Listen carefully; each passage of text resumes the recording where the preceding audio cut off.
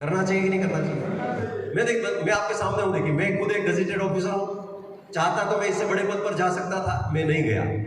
मेरे पिताजी जिले के शिक्षा अधिकारी से रिटायर हुए। मैं इकलौता हूं, घर में कोई कमी नहीं है। इसके बावजूद भी मैंने इस सिस्टम को इस तरह से किया, यदि मैं इस सिस्टम को आगे नहीं बढ़ाऊंगा तो भूखे मर जाऊंगा। इस तरह की सोच के साथ, इस तरह की जुनून के साथ आगे बढ़ाया। और जब कुछ कदम जब मैं आगे बढ़ गया, तो जब मैंने पीछे मुड़ करके देखा तो मेरे साथ बहुत सारे लोग इस सोच के साथ, इस सपने के साथ, इस आशा के साथ लग गए थे कि इस सिस्टम के माध्यम से हम आगे बढ़ जाएंगे, हम इन सर के साथ लगे रहेंगे तो हमारा भी भला हो जाएगा। तो कई बार जब फील्ड में बहुत सारी दिक्कतें आती थी, विभागीय परेशानियां आती थी, पारिवारिक दिक्कतें आती थी, तो कई बार ऐसा लगता था कि मुझे ये सब करने की कहाँ जरूरत है, मेरे पास क्या कमी है। लेकिन जब मैं पीछे मुड़ करके देखता था तो मुझे बहुत सारे साथियों का एक कारवां नजर आता था, जिनकी आंखों में सपने नजर आते थे, वो सिर्फ आरसीएम से पूरे होने वाले थे। मुझे मालूम था कि मेरे पास तो सरकारी सेवा है, मेरा काम तो हो जाएगा। लेकिन जो साथी इस विश्वास के साथ इस सिस्टम में लगे हुए हैं, जो मेरे इस विश्वास के साथ इस सिस्टम में आए हैं, उनका क्या होगा? तो इस सोच के साथ मैं लगातार चलता गया। तो आज मुझे बहुत बड़ा फक्र है कि आज एक लंबा चौड़ा कारवां है। जब मैं नजर घुमा करके देखता हूं तो सैकड़ों सैकड़ों साथी इस बिजनेस में सफल हो चुके हैं, हजारों हजारों साथी लगे हुए हैं जो बहुत करीब है सफलता के। तो बड़ा फक्र होता है, क्योंकि सरकारी सेवा में कुछ गिने चुने लोगों को नौकर तक पहुंचा सके, लेकिन आज इस सिस्टम के माध्यम से लाखों लोगों को मालिक बनाने की राह पर अग्रसर है। ये बहुत बड़ा फक्र की बात है। और जब आप इस सिस्टम को महसूस करोगे तो आपको पता लगेगा, आपके पास कोई व्यक्तिगत रूप से कितना ही बड़ा पद पहले रहा हो या आज की तारीख में आपके पास बहुत बड़ा पद हो, व्यक्ति के पास पद होता है तो अपने आप में बहुत बड़ा अहम होता है, लेकिन वो गुरूर उस दिन खत्म हो जाता है जिस दिन आप इस महासमुद्र में, इस सिस्टम में आते हैं। तब आपको पता लगता है कि आपके पास एक ऐसा सिस्टम है जिसके माध्यम से आप लाखों लोगों का जीवन बना सकते हैं, और वो अवसर आपके पास है। तो व्यक्तिगत पद का कभी गुरूर नहीं करें। पद बहुत सारे बड़े होते हैं, लेकिन लोगों की जिंदगी में कोई बहुत बड़ा असर हम नहीं डाल पाते हैं। लेकिन ये एक ऐसा माध्यम है, ये एक ऐसा सिस्टम है जिससे हम कई लोगों का जीवन आगे बढ़ा सकते हैं। इसलिए मेरा ये कहना है कि आज आप संकल्प लें कि इस बिजनेस के माध्यम से, इस बिजनेस तो एक नाम रख दिया गया है, इसका बिजनेस जैसा कुछ है नहीं है, ये लोगों की जिंदगियां बनाने का अवसर है। बिजनेस तो एक नाम रख दिया गया है, वास्तव में क्या है? ये लोगों की जिंदगियां बनाने का ये माध्यम है। ये बहुत बड़ा अवसर आपके पास आया है। यदि इस अवसर का फायदा आपने नहीं उठाया तो आने वाले समय में बहुत बड़ा अफसोस होगा। आने वाली पीढ़ियां कभी माफ नहीं करेगी आपको, क्योंकि ये एक ऐसा सिस्टम है जिसका, जो यूनिवर्सिटी में पढ़ाया जा रहा है, सुलूनी यूनिवर्सिटी हिमाचल में है, जिसका पहला बैच निकल चुका है। लोग 1 लाख रुपए की फीस जमा करा करके इसकी डिग्री ले चुके हैं, और आने वाले समय में बड़े बड़े बैच होंगे। बड़े बड़ी यूनिवर्सिटीज में ये डायरेक्ट सेलिंग सिस्टम पढ़ाया जाएगा। तो आने वाला समय बहुत शानदार है सिस्टम का। आप पूरे जुनून के साथ लगे, और महिलाओं का तो बहुत बड़ा रोल है इस बिजनेस में। मैं बताऊं आपको कि पूरी दुनिया में डायरेक्ट सेलिंग इंडस्ट्री है। अब 60% से ज्यादा महिलाओं का रोल है इस इंडस्ट्री में। इस इंडस्ट्री में बहुत बड़ा रोल किसका है? महिलाओं का है। हमारे देश में अभी महिलाओं का वो प्रतिशत नहीं है जो पूरी दुनिया में है, लेकिन अब सबसे बड़ी संभावनाएं भी हमारे देश में। और बड़ी खुशी की बात है कि आज हमारे बीच में माताओं बहनों के रूप में महिला शक्ति विराजमान है, और मैं चाहूँगा कि आप इसको बहुत बड़े रूप में आगे बढ़ाएं। और जिस तरह से 2 छोटी बिटियाएं आज हमारे बीच में आई थी, और उसे लगता है कि महिलाओं की भागीदारी बहुत बड़ी बढ़ने वाली है और बहुत बड़े रिजल्ट आएंगे। अंत में मैं यही कहना चाहूँगा कि इसको आप किसी छोटे अवसर के रूप में न लें। कोई केबिन छाप कंपनी नहीं है, ये बहुत बड़ा विशाल अवसर है। देखिए, हिंदुस्तान में बिजनेस की आड़ में कई कंपनी आई और गई, लेकिन डायरेक्ट सेलिंग इंडस्ट्री की लाज यदि रखी है तो किसने रखी है? आरसीएम ने रखी है। और आप बड़े भाग्यशाली हैं कि आप इस सिस्टम में में आपको ये सिस्टम मिला हुआ है। यदि आपने इस सिस्टम की ताकत को नहीं समझा तो बहुत बड़ा अफसोस रहेगा। इसलिए मेरा आपसे यही कहना है कि इस सिस्टम की ताकत को समझें और लगातार चलते रहें। आज यहाँ आने से मैं तो ये चाहता हूँ कि आज हमारे बीच में जितने भी साथी हैं, इस सिस्टम की ताकत को समझें और पूरे जुनून के साथ आगे बढ़ें। लेकिन आज इस प्रोग्राम की वजह से एक व्यक्ति भी ये डिसीजन लेता है कि मैं कुछ करके दिखाऊंगा, तो मेरा ये मानना है कि आज हमारा यहाँ आना सार्थक हुआ।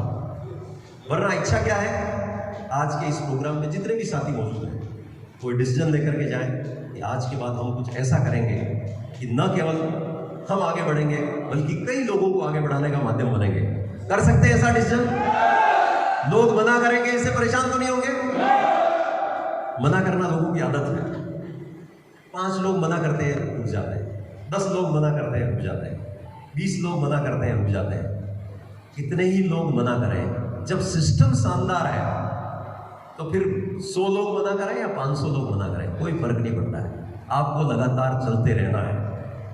मैंने एक ऐसे समय में इसको शुरू किया जब कुछ भी नहीं था इस, आज तो एक्सप्रेस हाईवे बना हुआ है। तो कर सकते हैं नहीं कर सकते? कर लेंगे। एक छोटी सी बात से बात को समाप्त करूंगा, क्योंकि लोग तो मना करेंगे, लोग ये कहेंगे कि इससे क्या फर्क पड़ता है।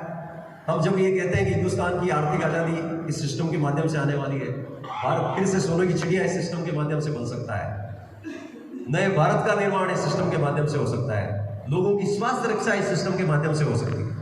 लेकिन लोग कदम कदम पर लोग आपको कह सकते हैं कि इससे क्या फर्क पड़ता है, जब इतनी ज़्यादा गरीबी है, इतनी ज़्यादा बीमारियां हैं, इतनी ज़्यादा बेरोजगारी है, तो अकेला आरसीएम क्या कर सकता है। लेकिन मैं ये कह सकता हूँ कि जब ये सिस्टम भीलवाड़ा से शुरू हुआ तो एक व्यक्ति के माध्यम से शुरू हुआ। आज 2.5 करोड़ से ज़्यादा लोग इस सिस्टम में है या नहीं है? एक पिकअप सेंटर से इसकी शुरुआत हुई। भीलवाड़ा में एक दुकान हुआ करती थी, आज सैकड़ों नहीं हजारों पिकअप सेंटर।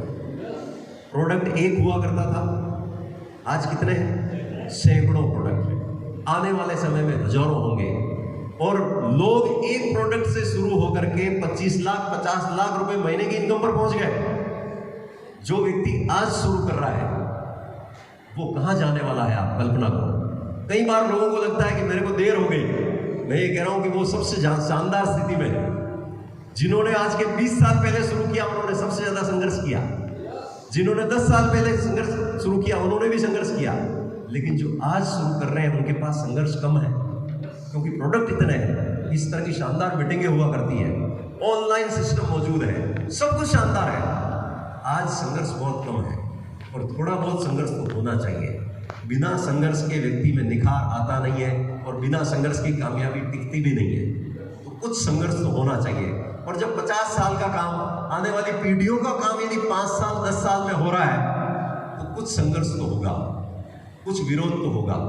उसको सहन करते रहें और चलते रहें। टीसीजी सर का भी विरोध हुआ, हमारे जितने भी अप्लायंस हैं उनका भी विरोध हुआ। जब मैं अपने गांव से चला तो मेरा भी विरोध हुआ, और आप अपनी जगह से चलोगे तो आपका विरोध भी होगा। लेकिन आपको लगातार चलते रहना है, चलते रहेंगे। एक व्यक्ति सुबह सुबह समुद्र के किनारे टहल रहा था, तो रात को ज्वार आया समुद्र में, तो पानी का बहाव बहुत दूर तक बाहर आया। पानी तो बह करके वापस चला गया, लेकिन बहुत सारी मछलियां जो थी वो रेत पर रह गई और वो तड़प रही थी। उस भले व्यक्ति से देखा नहीं गया, उसने एक एक तड़पती मछली उठा करके पानी में फेंकना शुरू किया। तो एक केबिन छाप व्यक्ति वहां से गुजरा, समझ रहे हैं? तो उसने कहा कि इससे क्या फर्क पड़ता है, सैकड़ों है लाखों है तड़पती है, इससे क्या फर्क पड़ता है। लेकिन उसने उस व्यक्ति ने अपना काम करना बंद नहीं किया। आपको भी बहुत सारी कंपनियों वाले मिलेंगे कि हमारे को तो इतना जल्दी ये हो गया, हमारे को इसमें इतना टाइम लगता है, इसमें ये होता है। बहुत सारे केबिन छाप लोग मिलेंगे आपको। लेकिन उस व्यक्ति ने अपना काम करना शुरू जारी रखा। एक तड़पती मछली को उठाता, पानी में फेंकता और उसकी जान में जान आती। ये काम वो लगातार कर रहा था। उस व्यक्ति ने फिर उससे कहा इससे क्या फर्क पड़ता है। 3-4 बार तो उस व्यक्ति ने सुना। फिर उसने एक तड़पती मछली को उठाया और पानी में फेंका और कहा कि इसको फर्क पड़ता है। फिर एक तड़पती मछली को उठाया, पानी में फेंका। तड़पती मछली को पानी मिलेगा तो क्या होगा, जीवन मिलेगा उसको। तो उसने 2-4 तड़पती हुई मछलियों को उठाया उसके सामने और पानी में फेंका, और उसको उनको जब जीवन मिला तो उसने कहा कि इनको फर्क पड़ता है। आज हिंदुस्तान में आरसीएम की वजह से लाखों लोगों को फर्क पड़ा है। लाखों लोगों को फर्क पड़ा है। केवल पैसे के फर्क की बात नहीं कर रहा हूं मैं, पैसे का फर्क तो पड़ा जो पड़ा है, लोगों की आदतों में बहुत शानदार सुधार हुआ है। लोग उल्टे सीधे काम करते थे, बहुत व्यवस्थित हो गए सिस्टम में आने के बाद। आदतों में सुधार हुआ है, लोगों की संगत अच्छी हो गई है, लोगों की सोच अच्छी हो गई है। फर्क पड़ा कि नहीं पड़ा है? आज लाखों को पड़ा है, कल करोड़ों को फर्क इस सिस्टम से पड़ने वाला है। इसलिए हमें अपना काम लगातार करते रहना है। तरह तरह की बातें होगी, इससे क्या फर्क पड़ता है, लेकिन आपको उनकी बातों से परेशान नहीं होना है। तो हमारी इच्छा है कि आप सबको फर्क पड़े, आपके माध्यम से सैकड़ों सैकड़ों हजारों लोगों को फर्क पड़े। और वो फर्क कब पड़ेगा? जब आप इस सिस्टम के अनुसार लगातार चलते रहेंगे। तो आज आप सबके लिए बहुत बहुत शुभकामनाएं हैं। आप इसी तरह से आगे बढ़ते रहें। आप आज पधारे, इसके लिए बहुत बहुत धन्यवाद। आज के लिए इतना ही, धन्यवाद। जय आर सी एम।